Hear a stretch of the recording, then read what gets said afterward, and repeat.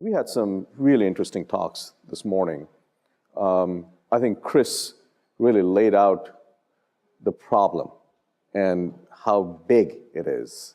It is a massive problem of enormous scale.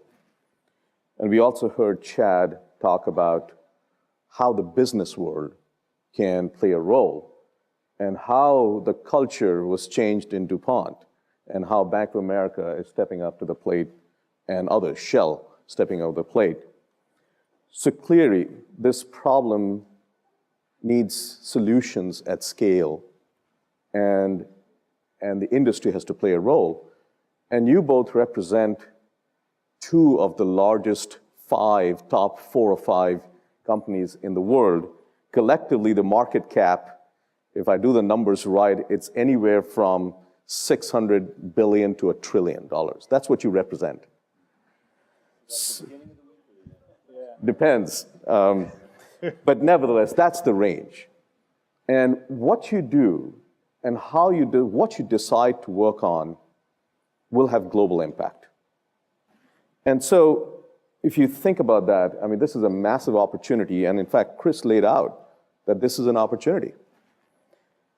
But you have shareholders, you have consumers, and you want to do good. I think every company wants to do that. And somehow you got to align the incentives. So what I like to do is for you to unpack this and tell us what's going on at ExxonMobil and at Google. And let me start with you, Pete. Okay. And we'll have a conversation, and after a while, we'll open it up for questions. And we'll have a conversation with the whole crowd. So one of the fascinating things I found that's going on in ExxonMobil is that to make decisions, you put a price on carbon. Even though we don't have a price on carbon, ExxonMobil has an internal price of carbon. Can you tell us how you do that? What is the price, how it's going to change in the future, and what goes into that? Yeah, we get asked this question quite a bit because people are interested in our internal planning processes. We do an energy outlook every year and look across the energy system, look across basically every country in the world that consumes energy, and look across all the different energy sectors: transport, residential, commercial, electric, power gen, industry. And one of the things that we do in that process is we'll try and think about how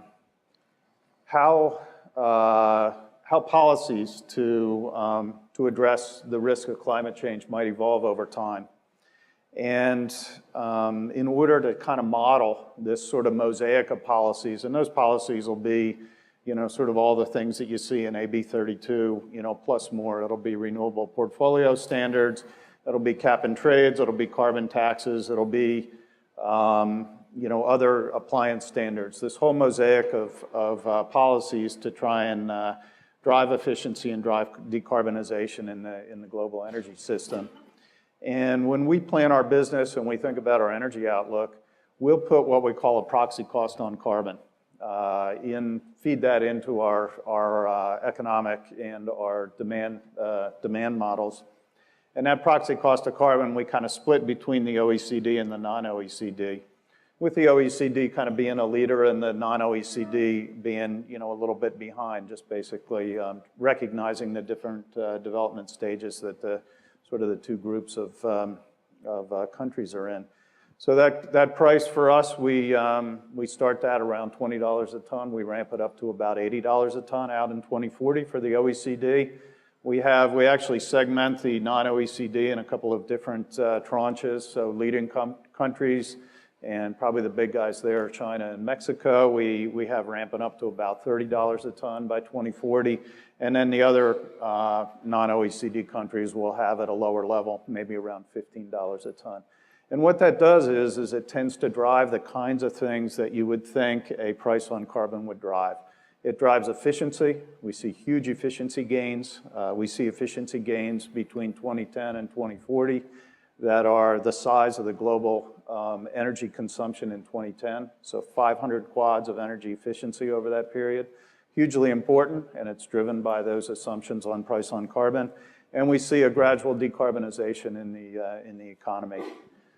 in the energy system. So we see nuclear growing, we see natural gas grow. Of the fossils, natural gas grows very fast. We see very fast growth in renewables, albeit from a fairly small base. And we actually see a rise, and then for the first time in history, a decline in coal with that type of overlay as well. So when you decide on a price on carbon, let's say $20 or $15, and it's ramping up, and as you're going along, you're seeing that things are maybe getting worse or getting better. Do you change that? Do you modify that as you go along? We look at it every year. We do the energy outlook every year. We look at it every year, and we try and inform it by, it's really informed by our views on policy and how policy might develop. So we're very involved. We follow the UNFCCC process very closely. We follow all of the sort of national and transnational and local policy space. So AB 32, we follow what happens in the EU, what happens in the market, and we understand the developments on a go-forward basis. And it's, you know, I'm sure, there's only one thing I'm sure of, it's wrong. It's not, you know, but it is our best estimate of how we think policy might develop over time and how policy might get more and more stringent over time. John, I know you're still new at Google. You've been there for 3 months. I'm assuming you've had a fantastic, steep learning curve. But tell us a little bit how you're thinking in Google, and how are you making decisions about investments, about the business opportunities, et cetera? What is driving? Well, first, the person before me left some very big shoes to follow at Google, so I'm trying to fill this with the best I can. But no, Google's got we look at it and divide it into several categories. First, we look at just our own carbon footprint. And we look at how to, basically, we've been carbon neutral since 2007, and we try to do as much as possible authentically. We're a large user of power. The data center, you know, in aggregate, data centers are about 3% of the global power demand, and they're rising fairly quickly. Not ours, but all data centers in aggregate.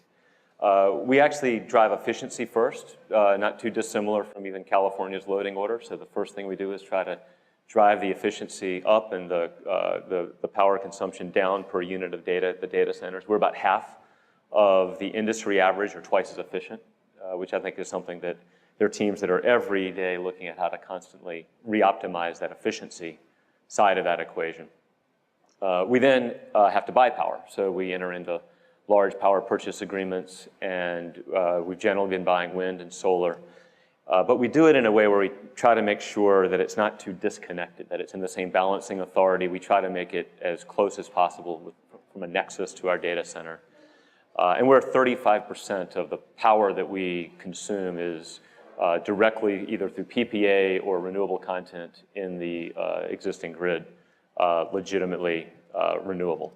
So that leaves a gap. And that gap is filled with high-quality carbon credits, and we have, I hope, and I believe, a fairly high bar for those. So we look very carefully at what is a real, we have to go through the additionality test. Of generally, it's things that are a little off the beaten path. Sometimes we'll look at pig farms and things. You know, methane is a really critical element, and so we look at the most authentic carbon credits we can possibly purchase to get to that fully zero carbon. The ambition is to be completely decarbonized from our own procurement eventually, and not to have to do it through credits.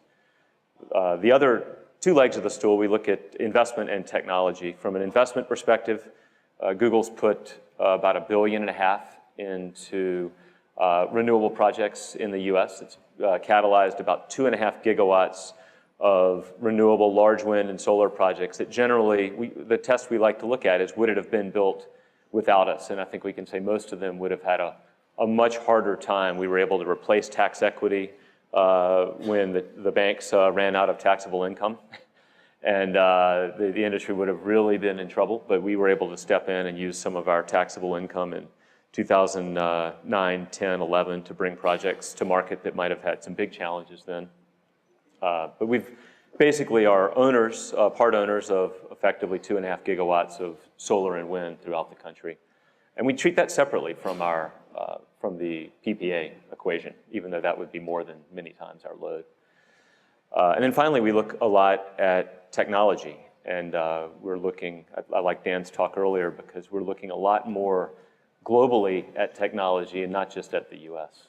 So we're looking at how to deploy investment and technology in concert in the developing world, as well as here in what you might call a strong grid environment. Let's talk about something that has happened, which no one really saw it coming in this amount of scale, is natural gas. And it has been a game changer. It has had an impact on the carbon emissions in the electricity sector and also the cost of electricity. Tell us how ExxonMobil is looking at that, not just for the United States, because there's a lot of shale outside the United States as well. How are you thinking about it?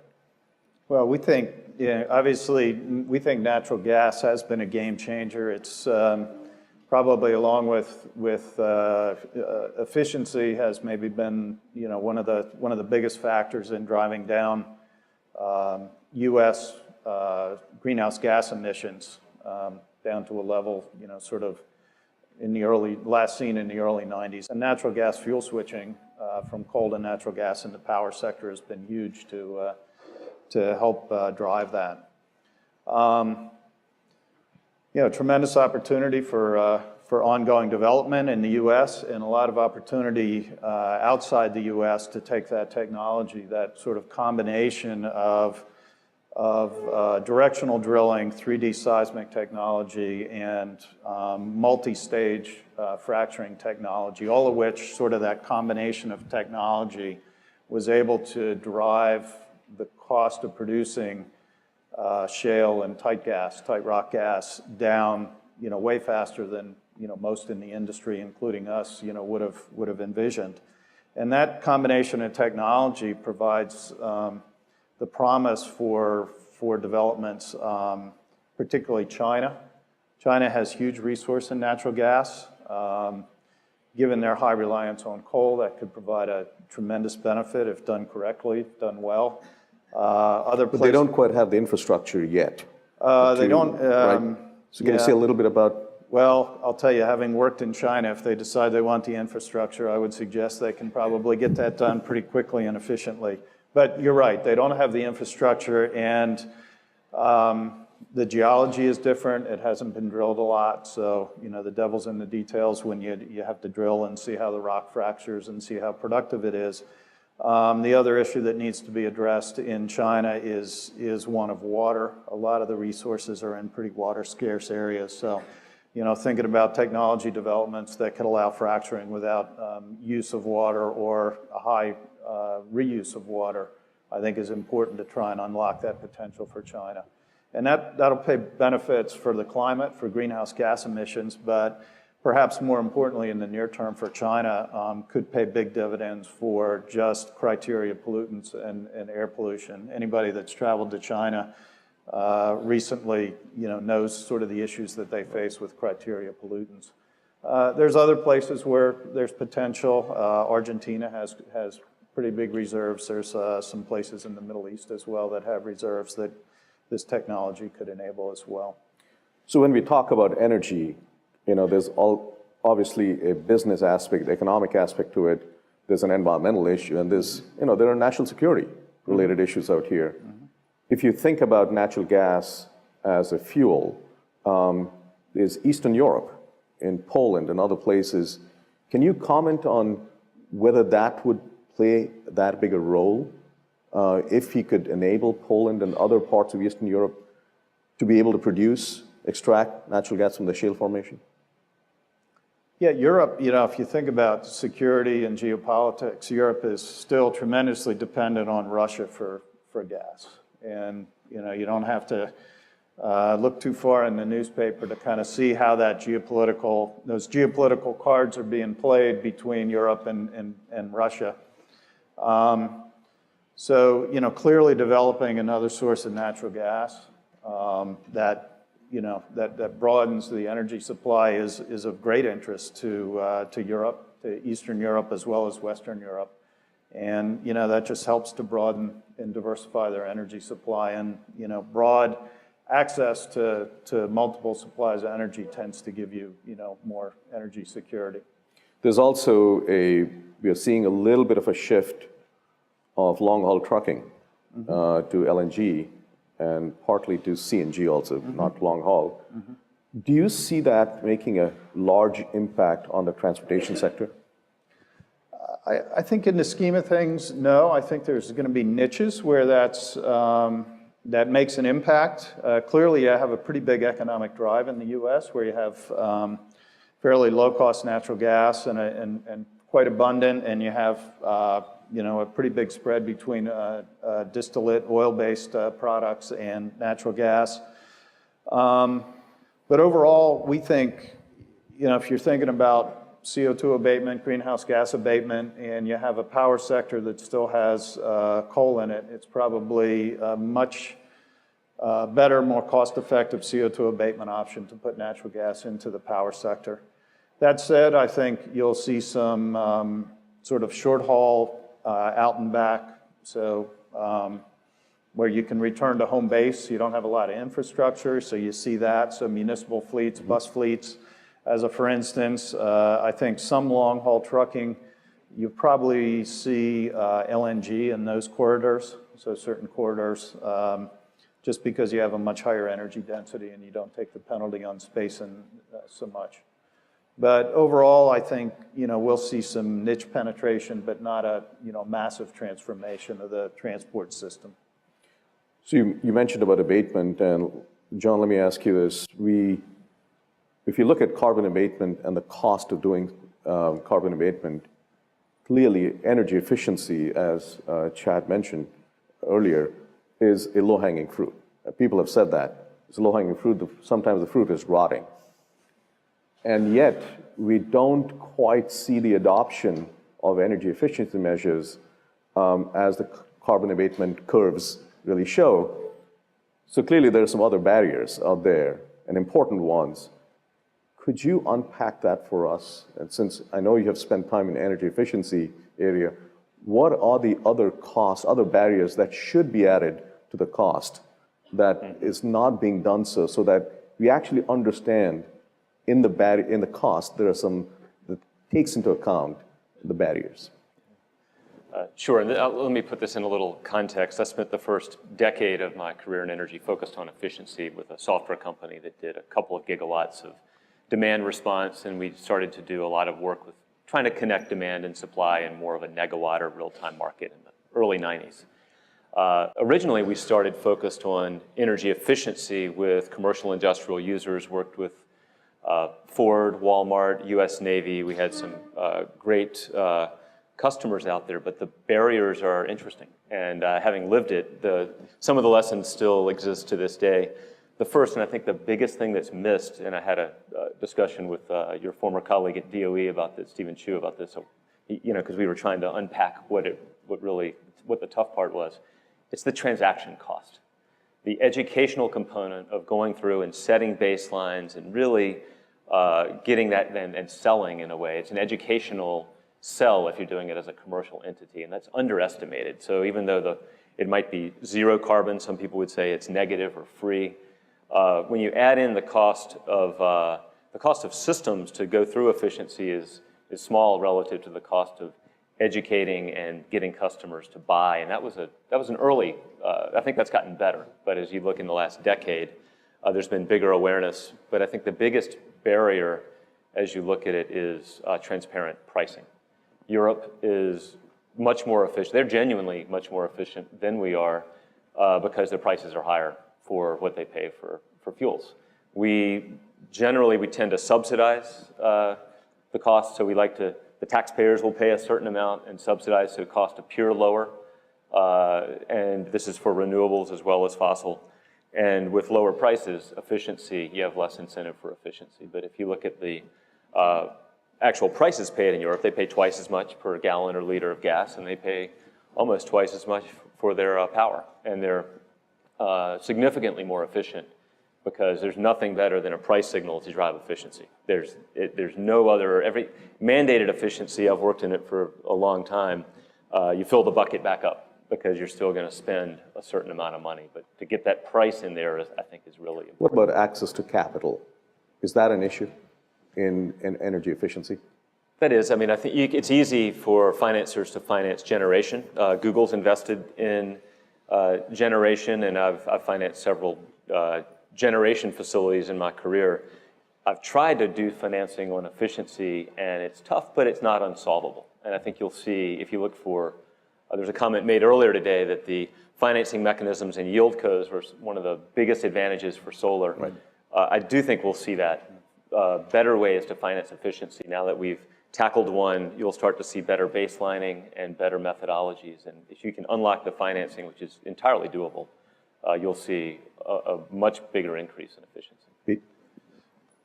Yeah, we've been at efficiency, gosh, since I started working for ExxonMobil in 1980. And we, as planning manager for the chemical company, we would send out instructions to all the plant managers around the world and the business managers and so forth. And we would try and drive 1.5% per year improvement in efficiency year after year after year. And it's tough work.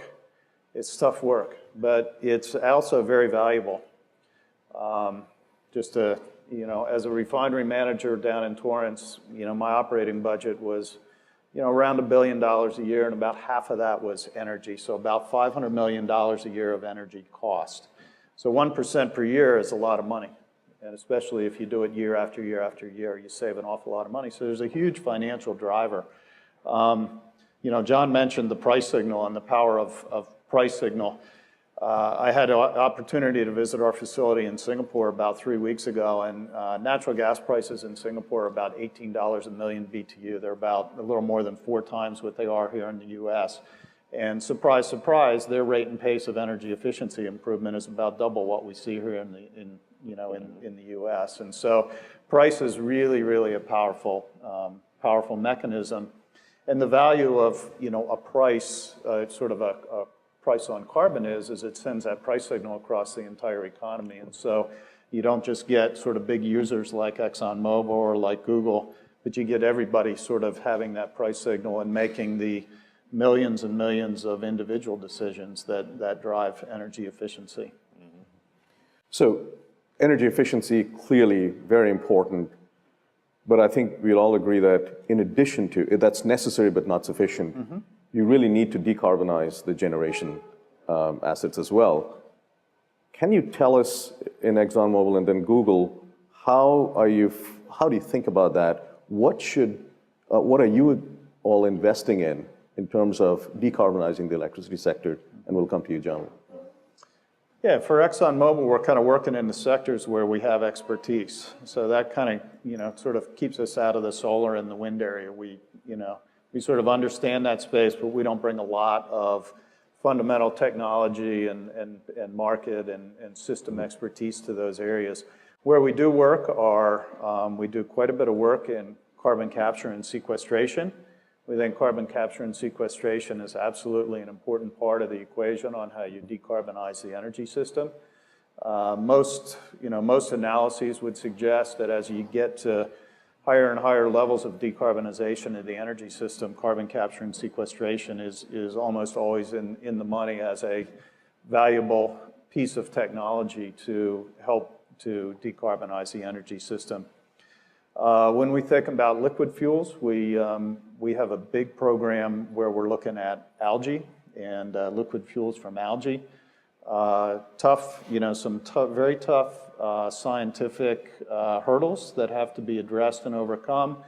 But when you sort of look at biofuels and you look at kind of first generation biofuels and even second generation biofuels where they end up competing with land use for food, they compete for water, they can compete for deforestation, so they can drive deforestation. All of those things, we think algae actually offers a solution to those, and it's scalable at a level where it can actually make a pretty big difference in decarbonization. The other place we do a lot of investment, of course, we sponsor GCEP, which is real fundamental research on the whole suite of technologies that you've seen and you'll hear about this afternoon. So sort of broad fundamental science that creates breakthroughs. And then lastly, it's sort of not decarbonization, but we do a lot of research in our lubricants and in our chemical business on products that drive efficiency in our customers' businesses, or that enable decarbonization. As an example, we're a big factory fill supplier of Mobil 1 to wind turbine.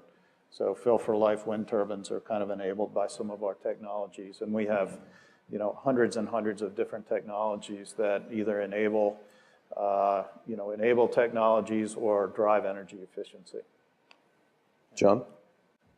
We generally, I've been encouraged in the last few days spending some time with Pete, because the fuels sector is really a tough one. That's a complicated one. I spend more time on the power side. So when we look at power, we start, well, actually, if you start with the whole global picture, you've got 400, 500 quads of global power or energy consumption every year. And that would almost be solvable if you didn't have the pesky little problems of increase in population and increase in lifestyles, which are fundamentally important to really improving lives around the world. So, when we look at, we modeled some of this out many years, and as you look at what's required, you're going to get to some fairly large numbers on the supply side, even with doubling energy efficiency and doing lots of the important elements of getting things done. You're still at, you increase around 2,000 quads, which is a big number, by 2040. If you look at that level of energy, that's effectively, to move it into power terms, you're having to construct, of zero carbon power, you're having to construct about 4 gigawatts a day. And maybe we're off by a factor of 2. So that's still 2 gigawatts a day, 4 gigawatts a day. These are big problems. And so I think what we look at is, first, don't take anything off the table yet. People who think we've solved some things with, it's simple. Gas is a bridge, renewables solve the rest. I think haven't spent enough time looking at the scale of what this really takes, because we've got to look at everything from sequester, how you do sequester gas and how you store it, and how you, or carbon, if you're actually going to combust any fossil fuels over time. You've got to look at nuclear. You've got to look at things that we haven't even thought of today. So we do some interesting research inside of Google X that, of course, I'm not allowed to talk about, but we look at some fundamental science in different areas and some basic research, and then we try to partner with academics that are looking at things that are 10, 20 years out, because people have to start looking. This is a multi-decade challenge, and we need to be looking at what the interesting technologies are going to be. And I don't think, for example, if you look at nuclear power, the stuff that was designed and built in the 60s and 70s isn't the model going forward. It will be, there will be interesting changes over time, and we remain hopeful that there'll be some good progress there. But to me, the scale of the effort is so massive that you've got to put solar rooftop on every single home in the U.S. Every single south-facing roof solves something like 10% of the problem. Yeah. So that's good. You got to go do it, but it doesn't get you there. And I think the pace at which change has to happen is one of the things that we hope to be catalytic in, from a technology perspective, but also from an investment perspective. If we can invest and de-risk projects, that's a place where we like to consider deploying resources. This is great. I think we should open it up for questions, and let's get some audience engagement. What I'd like to do is to actually have 2 or 3, maybe at the most 3 questions at a time, so that we can get as many people to ask questions and not wait for the answer. And then we'll sort of try to get them together in some way and ask you and offer it up to you. So let's have 2 or 3 questions or one after the other, not simultaneously. I'll be impressed if you can do it simultaneously. Yeah. Over there. And then we'll go to the next question and maybe the third one, and then we'll get the answers. Yeah, hi. Warren Linney, Carbon Council. Directed to the ExxonMobil in particular, scientists are saying we've got to keep 2/3 of the fossil fuels in the ground. And just interested in your reaction and possibilities of transition to actually accomplish that. Next question. Yep. Hi, David Abram, a grad student here. I think as industries, you have a lot more interaction with customers and what the actual details of the problem are. As a graduate student, it's very rare that we'll ever talk to a customer and find what they actually care about. So sometimes our research can be going in a direction that's not actually relevant. Are there ways that you can partner with us to educate us more properly? I know that it's fundamental research and sometimes you don't want to be just guided by companies, but it's a big problem and we want to make sure we're using our resources efficiently. Great. Third question, and we'll then pause for answers. Thank you. My name is Art Burtis. I'm CEO of Solar Air Tech. And with the overabundance, about 2x right now from what nature would rather it be, of the ppm of carbon dioxide in the atmosphere, seeing as we can pull it out of the atmosphere at what I believe to be an efficient rate, and it could be turned into a fungible drop-in fuel source through certain processes, isn't it wise to invest more money into how to get the carbon dioxide out of the atmosphere at this time to help stop global climate warming? Thank you. Great. Thank you. So I think there was one question for you about keeping the fossil fuel down on the ground, and connected to that actually is, could we get the CO2 out of the atmosphere and make fuel out of it? Great ideas. What do you have to say? Yeah, I guess let me take the first one, which was a question around, sort of fossil fuel reserves, and I think, we think carbon capture and sequestration is a really important part of the toolkit. Not the only tool, but part of the toolkit to address, the risk of climate change. And in almost all cases, and it's effectively all cases I've seen where it's been analyzed, carbon capture and sequestration ends up being a cost-effective method of abating CO2. And if you have that in your toolkit, you can do a couple of things. One is you continue to burn fossil fuels. You put carbon capture and sequestration on the back end of a power plant, and you kind of push towards electrification of the economy, and that's kind of the direction that most modelers will model the evolution of the energy system when you're trying to get to these really deep decarbonization levels.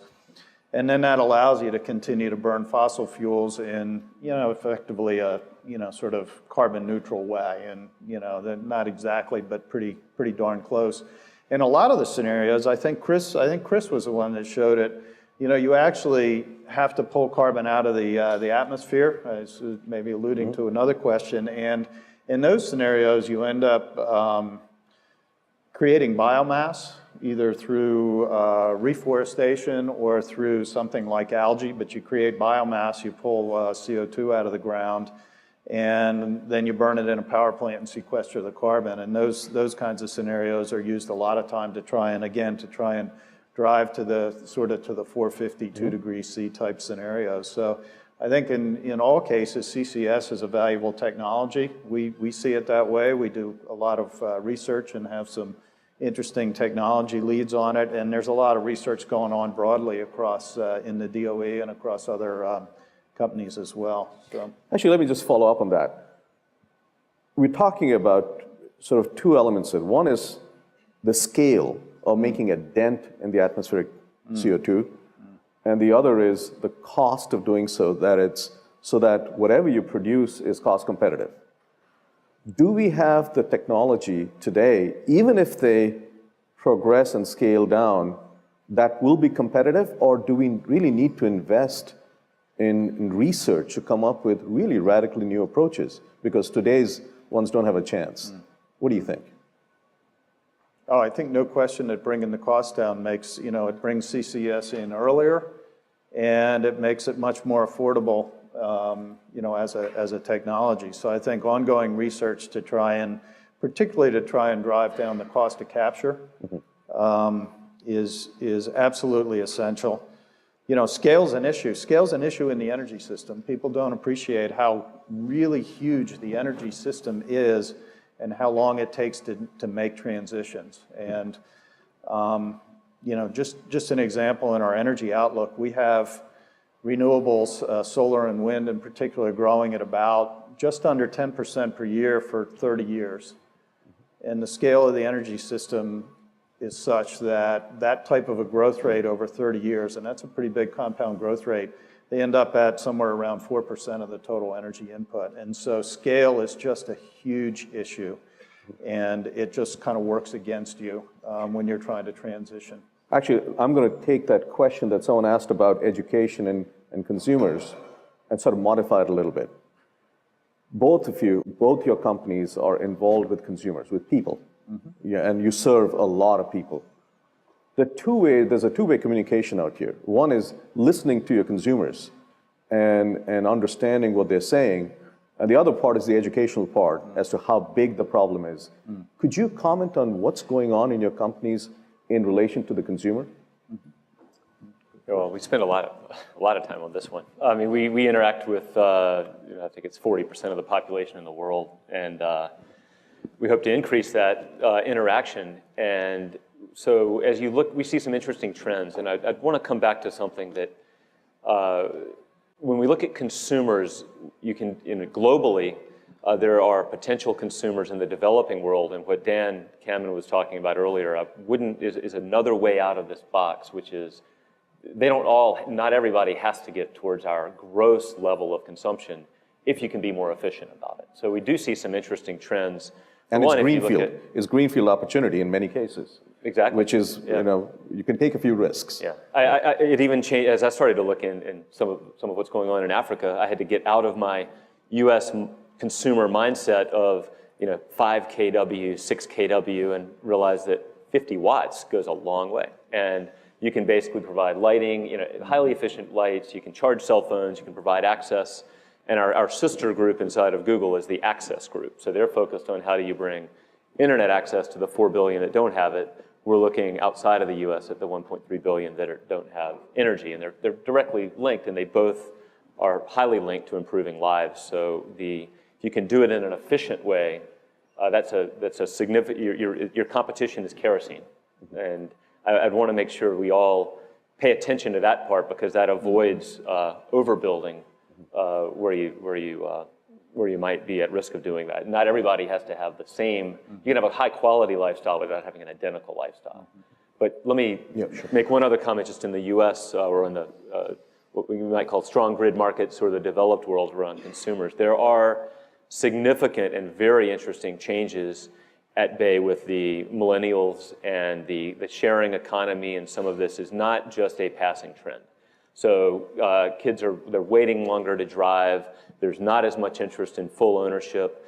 Public transit, things are getting used more that, we're sort of in the I've got to get a car at 16 economy. We're different than we're seeing. So you're seeing very interesting, it's a legitimate shift in interest, and it's a less carbon intensive lifestyle that is happening. We see at the sort of in the millennial crowd, and that's encouraging. I still don't think it's measured in terms of it'll solve a small part of the problem. It's not going to change it dramatically. I think what we're talking about in the developing world could change it dramatically. That could really reshift quite a bit in carbon intensity. Pete?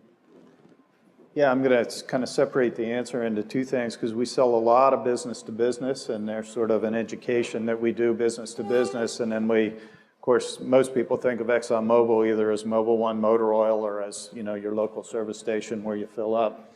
Let me take the second one first. For consumers, we try to educate people on the value of maintaining your vehicle appropriately, and the value of efficiency that you gain by doing so.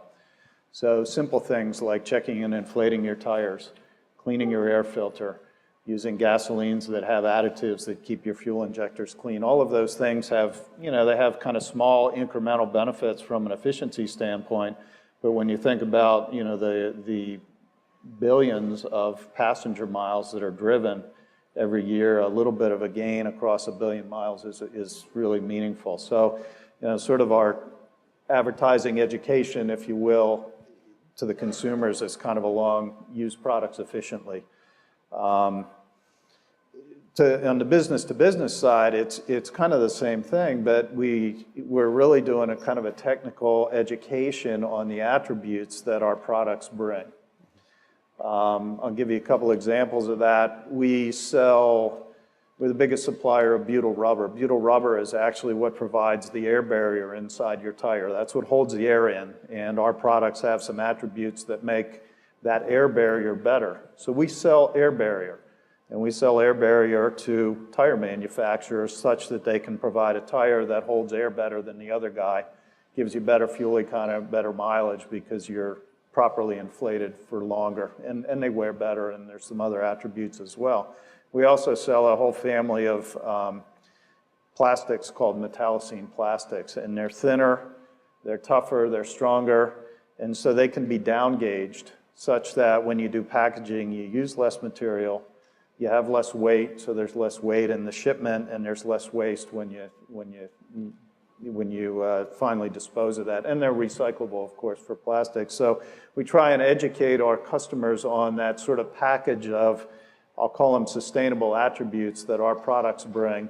And that ends up, commanding faster growth rates and premiums in the market because you're bringing attributes to a customer. So it's good for us, good for the customer, good for the environment. And there's many, many products that we sell that have those kinds of attributes. Pete, I got to call you out on this one because ExxonMobil has an ad campaign on engineering, which I suspect many of you have seen, which is absolutely fantastic.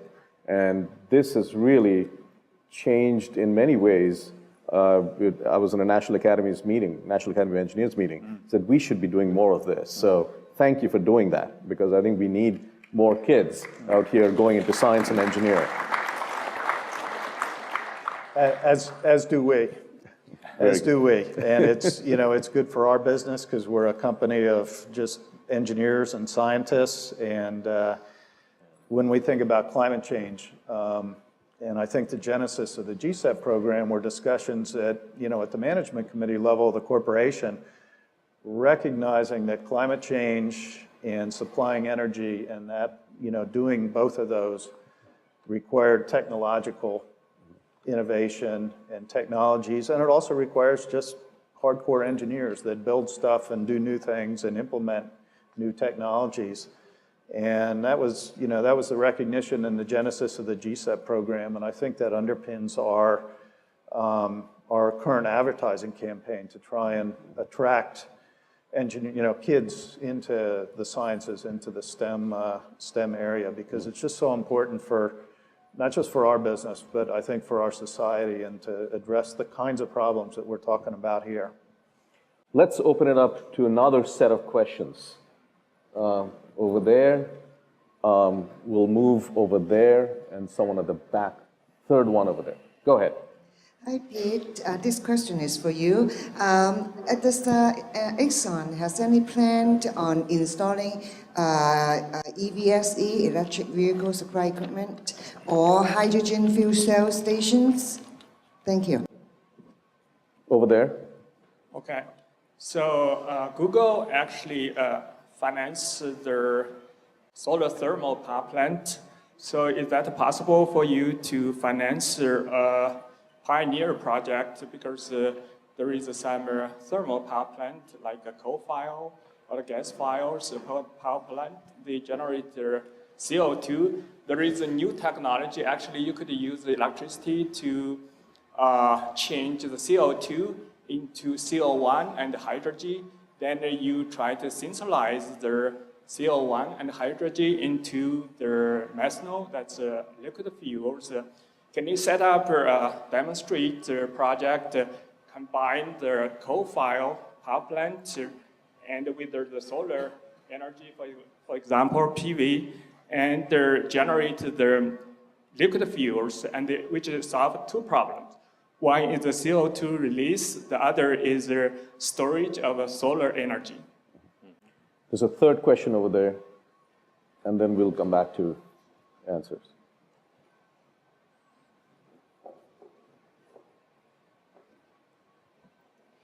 Yes, good morning.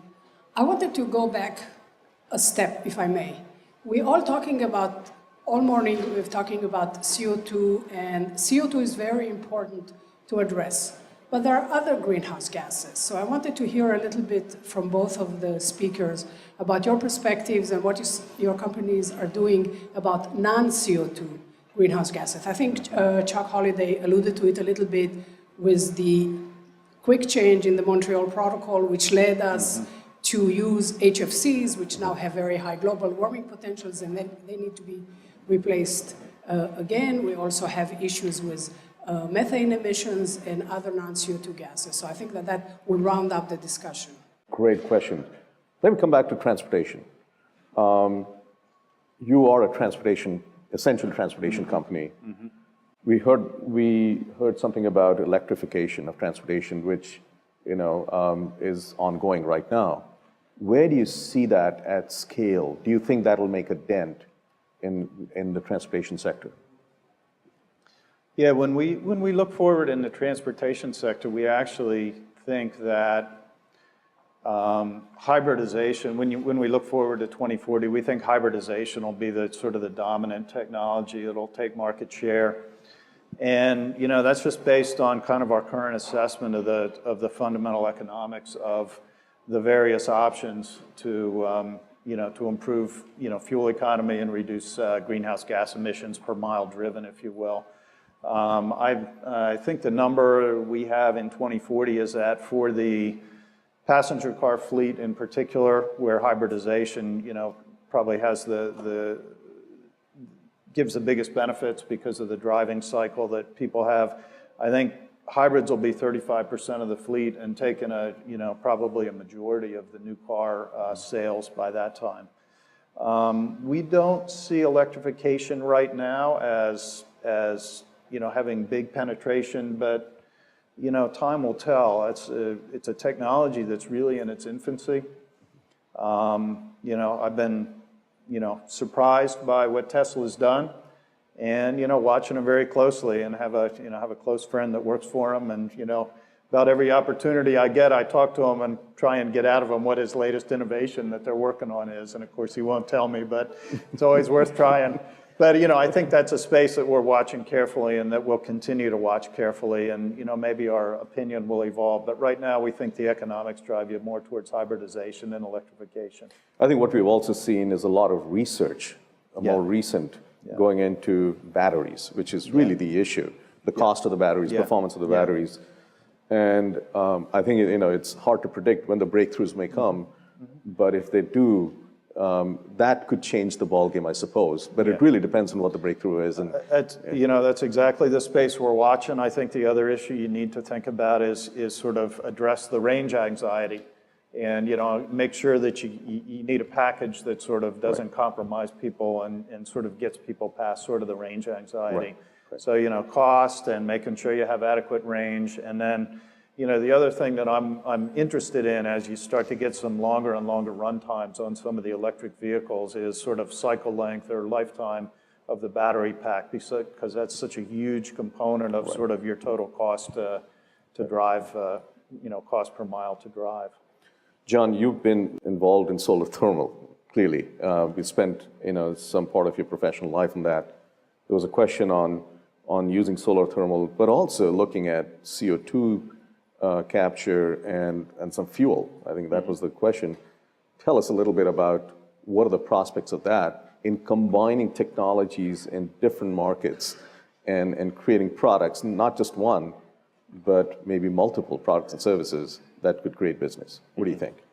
Well, I would divide it into two parts. One is, any time your business model requires the triple bank shot, it generally gets to be fairly tough. So I think that makes it complicated. I've looked a lot at solar thermal combined with desal. It's very logical in a way, but then when you look at a desal plant, it needs to run at 100% capacity factor to be cost effective. Now you've got solar thermal with storage. Do you locate it near the ocean? No, there's bad weather there. You locate it up, and pretty soon you end up separating it and saying, I build a solar thermal plant here.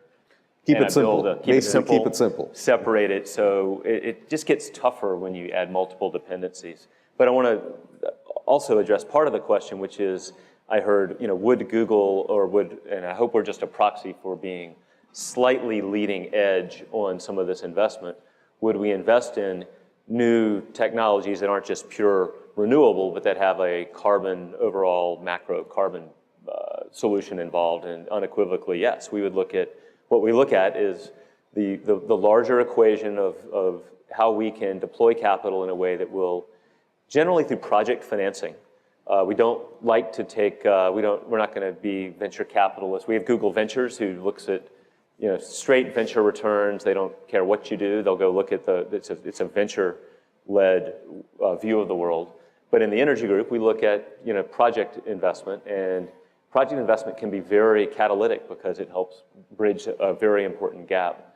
And so when technologies are proven, demonstrated, and but they're still not quite financeable by a bank or somebody who, we've got deep engineering and an ability to understand the risk profile, and we're willing to do some work and then invest because we think we can actually make some great returns there. It's not just, it's not purely charitable. We've had great success with the project financings because we've been able to enter a little earlier in the risk curve by understanding the risk better than others. And there was a really important question about greenhouse gases besides CO2. And I think the projections are that if air conditioning, refrigeration goes the way it is, the contribution of HFCs, which are 2,000 to 3,000 times more than CO2 in terms of global warming potential, can have anywhere from 20 to 40% of the effect of global warming. You have methane leakage that is going on and in fact, we don't know quite how much that is. And possibly, and this is the nightmare scenario, where if you have methane coming out of permafrost warming up. And so if you look at all that, how do you look at that and see, is there a business opportunity? Should we do something about it from the business point of view? How do you address that? Yeah, absolutely. And we're getting a little short on time, so I'll be kind of brief. There's two areas that we focus on in ExxonMobil on short-lived climate forcers, so non-CO2. One is on methane. We're doing a tremendous amount of work trying to get our arms, not just ExxonMobil, but as an industry around methane leakage. We've done a lot of work, published a couple papers on our own operations, and working in conjunction with organizations like Environmental Defense Fund to try and develop sort of, understand, where leakage is, how much is it, where are the opportunities, because once you have data, then you can target interventions very effectively. I'm absolutely convinced there's some low-hanging fruit there that can be, where the system can be tightened up and improved. So that's one area that we're very focused on internally and as an industry. The other one is on black carbon, and I think, we're sort of a key enabler of that. Black carbon is important, particularly in the developing world, and, providing advanced fuels. So taking cook stoves that wood and dung and providing propane, butane, gas, natural gas has a huge benefit, not just for black carbon, but has, it's the #1 environmental health issue in the world is internal air from primitive cook stoves. So it has great co-benefits from a health standpoint. And the other one is low sulfur diesel and allows you to sort of, control, basically eliminate black carbon emissions from diesel. And that's also an issue in the developing world. By and large, has been tackled by technology and fuel spec changes here in the OECD. Actually, let me turn that question a little bit differently for you, John. Google is famous for Google Maps, Google Earth. Wouldn't it be nice if you have the resources and the ability? Google also has Loon or perhaps satellites to be able to image and really with enough precision and accuracy on where the emissions are of greenhouse gases and put it on a Google map or Google Earth to see what is going on around the world. If the methane emissions from the permafrost is 90% of that, it's important to stop the leakages, but we have a bigger problem somewhere else. What do you think about perhaps Google going into those kinds of things? Yeah. We're curious. I mean, when we're looking at ways we can use our technology, there are two angles on using Google Maps. One is just driving efficiency. Just by rerouting around traffic and rerouting, we get significant improvements in overall carbon because people are driving more efficiently and being routed instead of just sitting and idling and not moving. So I think there's just how do you constantly remap and reconfigure? But your question is much broader and in fact more interesting. It's as we look food for thought. We're getting ready for lunch. I'll address it because I don't want to skip the last question. That wouldn't be good. What we do is we'll open up APIs, and lots of groups use Google Maps in ways that we've never even considered. So we've exposed the ability for whether it's nonprofits or others to model and use our own APIs and overlay quite a bit on Google Maps. It's used in ways that we found that a lot of these things, if we provide the platform, they're used in ways that we never would have predicted. And I'll go look at it, but I wouldn't be surprised if there's a nascent a group out there that's already starting to do some version of that. I don't think it's something we would own and do ourselves, because we'd rather build and enable the platform, and then we'll help people build apps sometimes and help get them started. But we like to encourage a vibrant community out there. Well, we don't want to delay people's lunches, but I just want to thank you, both of you, to really share your thoughts. And I think we really need the public-private partnership. You bring the private side of it. We are at a university, there are lots of students who I'm sure got inspired with what you had to say. And I really hope that we collectively can really address one of the grand challenges of the 21st century for not just our generation, but probably a few more generations that are coming. So thank you very much again, and I really appreciate it. Let's give them a big round of applause.